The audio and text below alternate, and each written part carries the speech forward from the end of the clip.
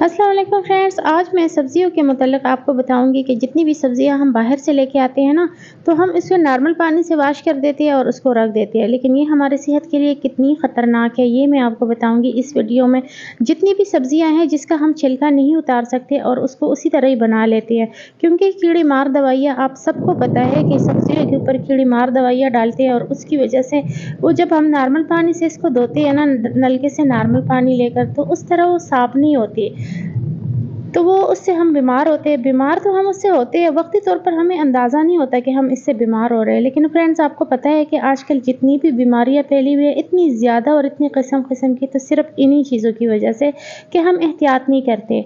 तो इन सब्ज़ियों को हम कैसे साफ़ करेंगे? क्योंकि जैसे अब गाजर हुई, खीरा हुआ, तो इस तरह की सब्ज़ियाँ तो चले हम तो इसका छिलका उतार देते हैं तो ये साफ़ हो जाती है।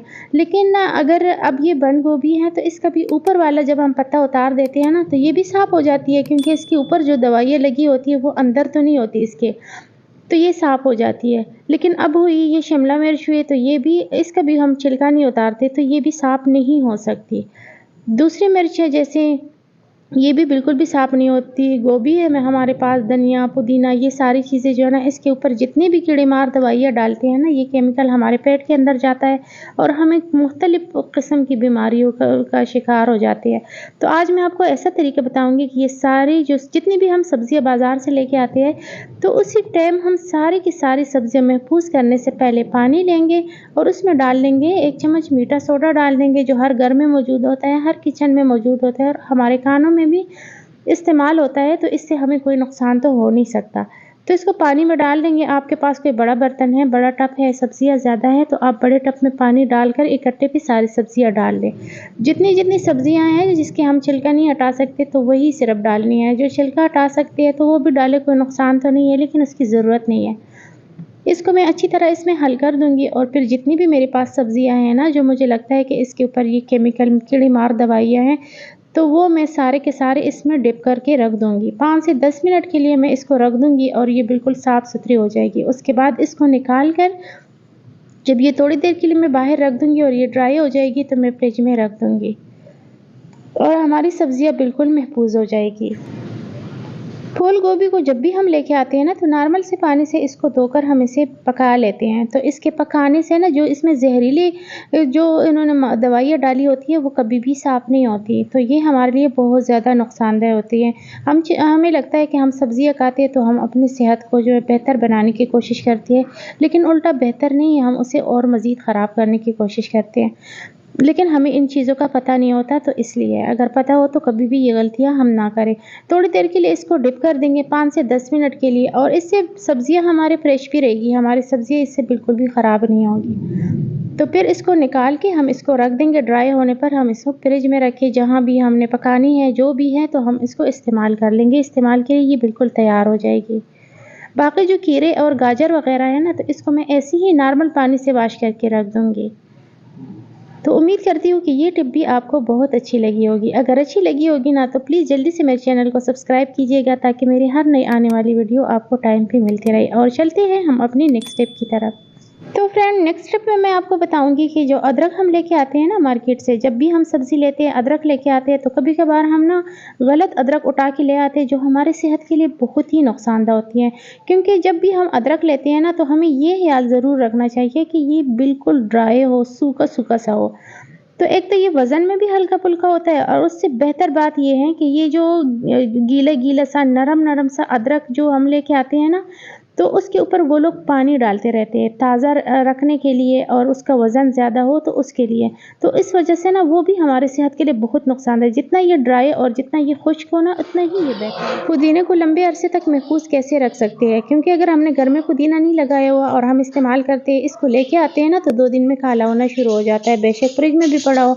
लेकिन आज मैं आपको ऐसा तरीका बताऊँगी, जो ये पुदीना है ना, जिस तरह इसका ये कलर है, जिस तरह इसके ये पत्ते हैं ना, तो सेम इसी तरह ये रहेंगे अगर आप पूरा महीना भी इसको इस्तेमाल करना चाहेंगे तो करते रहेंगे, लेकिन इसके ना तो कलर में ख़राबी आएगी, ना ही इसके पत्ते मुरझाएंगे। सबसे पहले तो इस गड्डी को खोलकर हम इसको अच्छी तरह साफ़ कर देंगे। जो साफ़ होगा ना पुदीना, उसको हम निकाल लेंगे। जो अभी थोड़ी देर पहले सब्जियों को केमिकल से साफ़ करने का तरीका आपको बताया था, जिसमें पानी में मीठा सोडा डालकर उसमें सब्जियां हम डुबोएंगे। जो सब्जियां हम जिसका छिलका नहीं उतार सकते, तो उसको इसी तरह हम साफ़ करेंगे ताकि इसका केमिकल बिल्कुल साफ़ हो जाए और हमारे सेहत के लिए अच्छी हो जाए। तो फिर मैंने उसके बाद इसको 5-10 मिनट के लिए रख दिया और पानी लिया मैंने आधा गिलास। इस पानी में मैंने कुछ भी ऐड नहीं किया, ये मैंने नॉर्मल नलके से लिया है और ये सारा का सारा पुदीना बिल्कुल साफ़ हो चुका है।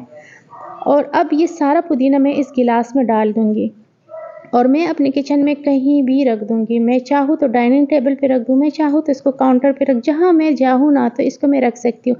एक तो पुदीने की खुशबू इतनी अच्छी होती है कि हमें बहुत अच्छी लगती है, हर किसी को पसंद होती है। और दूसरी बात ये कि हमारा ये पुदीना जो है ना, अगर हम चाहें तो रोज़ाना इसका पानी चेंज करें, अगर रोज़ाना नहीं तो दूसरे तीसरे दिन भी इसका पानी चेंज करेंगे ना, तो पूरा महीना भी ये पड़ा रहेगा, तो इसके पत्ते कभी भी नहीं मुरझाएंगे। ये ऐसा ताज़ा रहेगा जैसे ज़मीन में पुदीना लगा हुआ हो और वो ख़राब नहीं होता। बिल्कुल ऐसा ही रहेगा। आप ट्राई ज़रूर कीजिएगा और अगर आपको पसंद आती है ना ये वीडियो, तो प्लीज़ एक लाइक तो बनता है ना फिर। तो चलिए जी, नेक्स्ट स्टेप की तरफ चलते हैं।